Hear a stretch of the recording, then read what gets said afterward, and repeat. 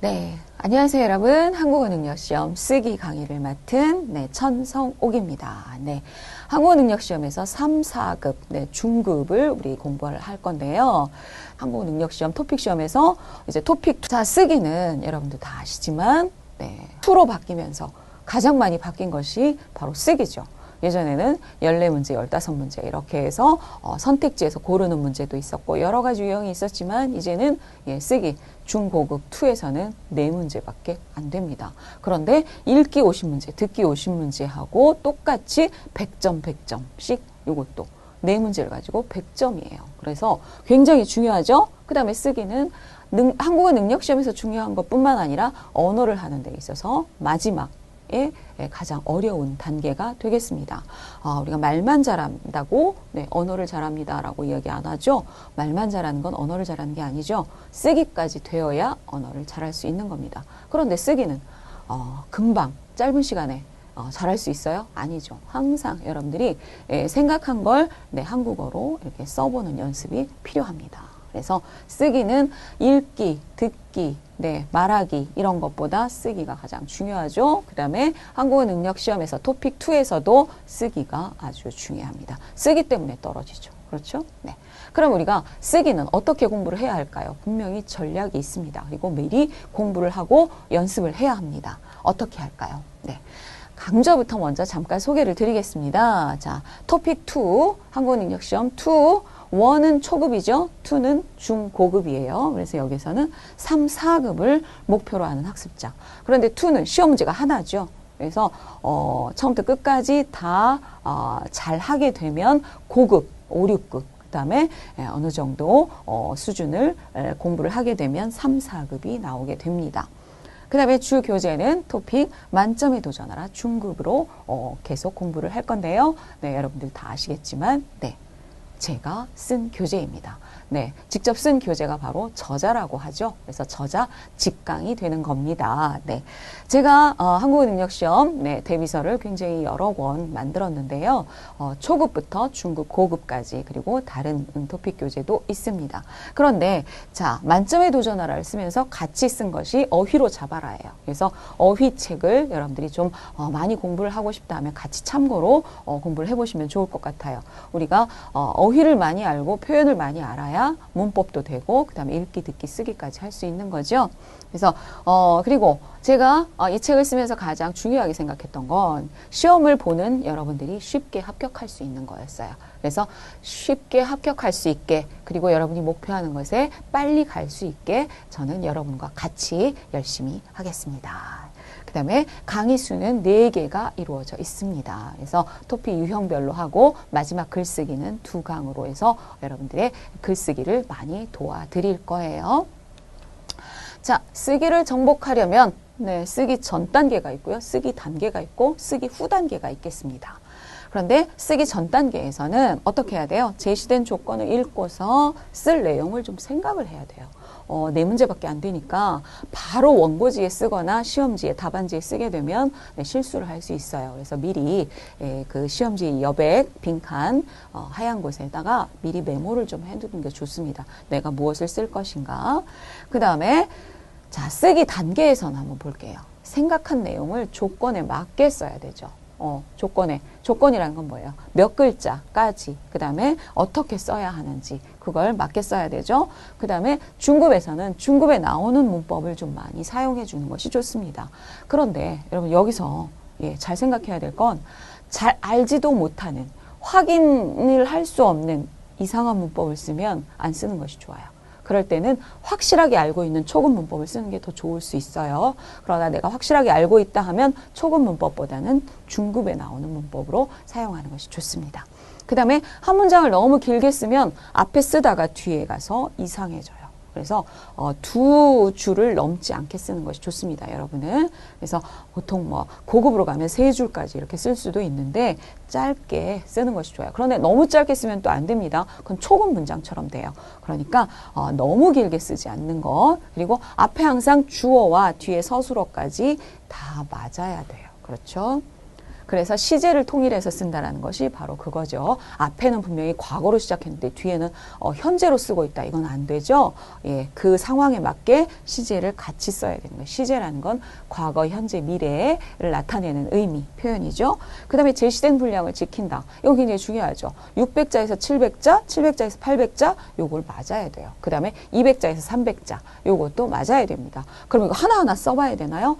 그건 아니고요. 하나하나 쓸 필요는 없고 여러분이 많이 연습을 해보면 충분히 할 수 있어요. 그 다음에 너무 적게 써도 안 되고 너무 많이 써도 마이너스 감점이 될 수 있습니다. 그래서 분량을 지키는 거. 이것이 바로 조건에 맞게 쓰는 거죠.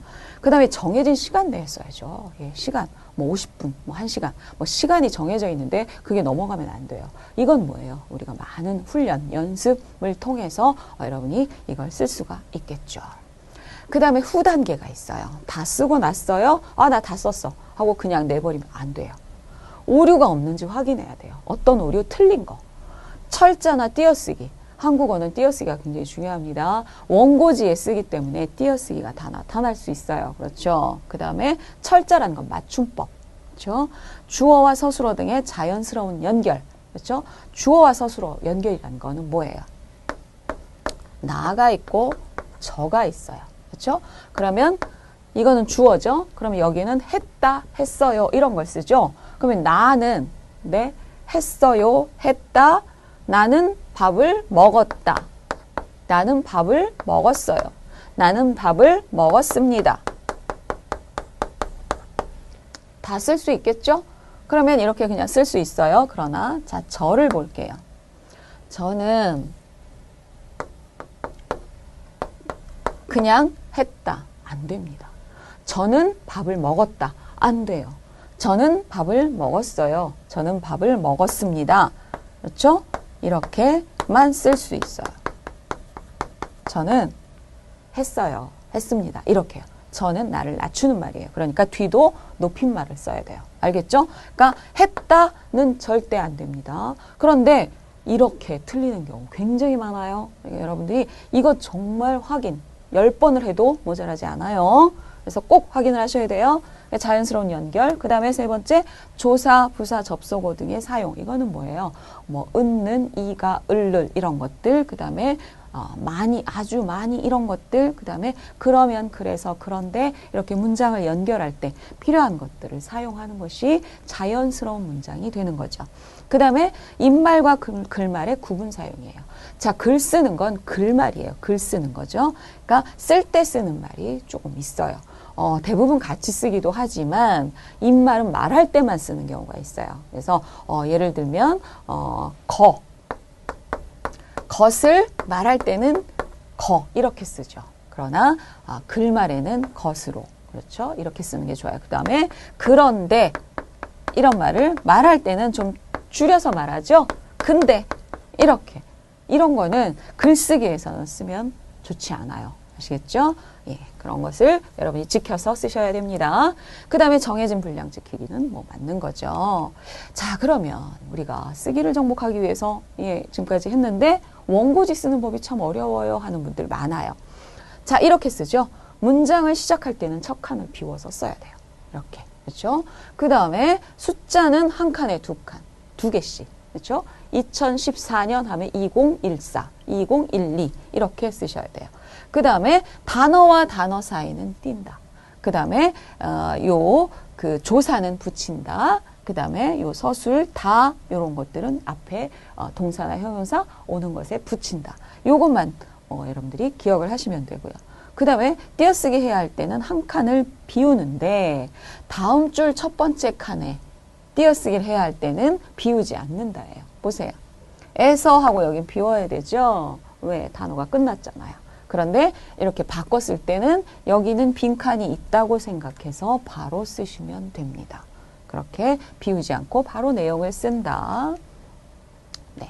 이런 그 밖에도 더 많이 있겠지만 이런 것들은 쓰기 본 강의에서 여러분들이 확인을 하실 수 있을 거예요.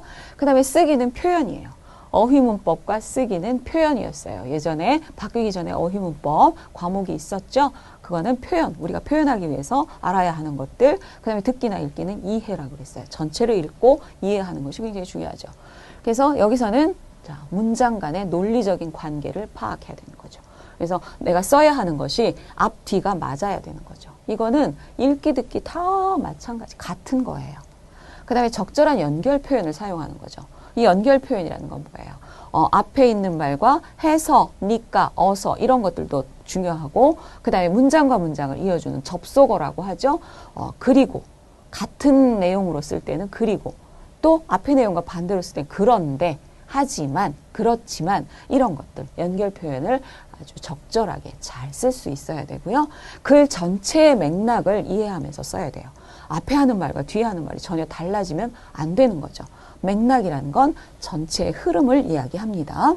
그 다음에 표현과 전달을 위한 의사소통적 글쓰기가 돼야 되는 거죠.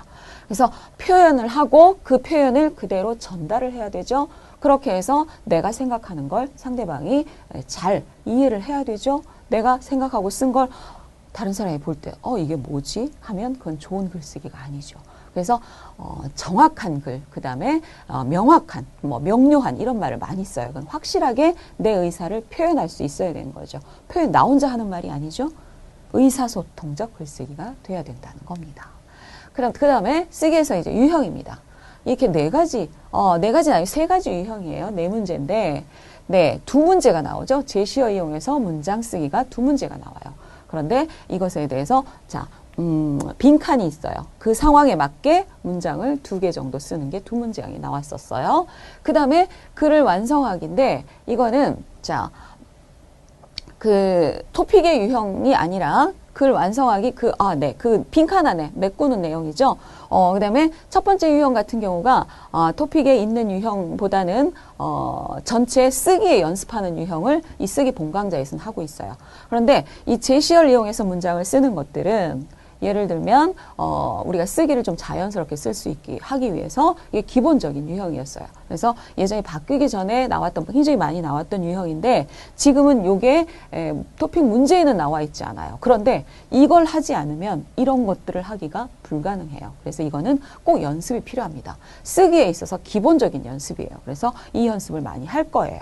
그 다음에 빈칸에 넣는 맞는 문장 써서 넣기 이것이 여태까지 지금 그 토픽 유형에 계속 나오고 있는 유형이죠. 그 다음에 하나가 여태까지 없던 유형이 있었어요. 그 표를 보고 자기가 그걸 해석해서 글을 만들어 쓰는 200자에서 300자 쓰는 그런 연습은 이것들이 되면 자연스럽게 할 수 있어요. 그 다음에 읽기나 듣기에서도 표 보는 연습을 하기 때문에 표를 확실하게 보고 자기의 의견을 쓸 수 있어야 하죠. 그런데 쓰려면 이 연습이 돼야 되죠. 그렇죠? 그 다음에 마지막에 이제 굉장히 그 장문이 그 비중이 굉장히 늘어났죠. 그래서 논리적인 글쓰기, 자유장문, 맨 마지막 문제. 그렇죠? 세 가지 조건이 포함되어야 한다. 그리고 의견을 자유롭게 원고지에 쓰십시오. 이거는 굉장히 많은 연습을 필요로 하고 또 알아야 할 것들이 많기 때문에 두 강의로 이루어집니다. 그래서 쓰기는 이 4강밖에 안 되지만 여러분들이 정말 많이 연습을 하셔야 될 거예요. 그렇죠? 그래서 쓰기 때문에 떨어지는 일이 없었으면 좋겠습니다. 읽기나 듣기 아주 열심히 했는데 쓰기 때문에 떨어졌어요. 이러면 안 되잖아요. 물론 지금은 어떤 과목의 과락, 어떤 한 과목은 못했어요. 그럼 떨어져요. 예전엔 그랬는데 지금은 그렇지 않아요. 그렇죠? 전부 합산해서 종합 점수죠. 그러나 쓰기에서 완전히 다 점수를 못 받으면 읽기 듣기 100점 못 맞아요. 그렇죠? 그러니까 굉장히 중요합니다. 그 다음에 강의는 이렇게 이루어집니다. 유형별로 유형을 이해하는 그런 먼저 소개가 있을 것이고요. 그 다음에 전략이 있어야 돼요. 이 전략이 굉장히 중요합니다. 그래서 제가 책을 쓰면서 굉장히 오랜 기간 연구하고 생각하고 노력했던 그런 전략들을 여러분들에게 전부 다 말씀을 드릴 거예요. 그래서 그 전략만 확실하게 공부를 한다면 합격에 좀 더 쉽게 가실 수 있을 겁니다. 그 다음에 실전 문제를 풀어봐야겠죠. 쓰기는 실전 문제에서 같이 우리가 써보고 연습해보는 그런 것들이 중요하죠. 쓰기는 절대 혼자 하기는 좀 힘든 그런 그 공부가 되겠죠. 그래서 선생님하고 같이 하는 것이 굉장히 좋습니다. 그 다음에는 최종 점검으로 해서 이런 유형을 완전하게 이해하고 그 다음에 토픽을 마스터해야겠죠. 우리가 마스터 토픽 마스터, 그렇죠? 토픽을 정복하는 겁니다. 이렇게 쓰기 강의를 계속 여러분과 같이 할 거예요. 그래서 여러분들, 네, 저 쓰기 기다리고 있을게요. 많이 오세요. 감사합니다.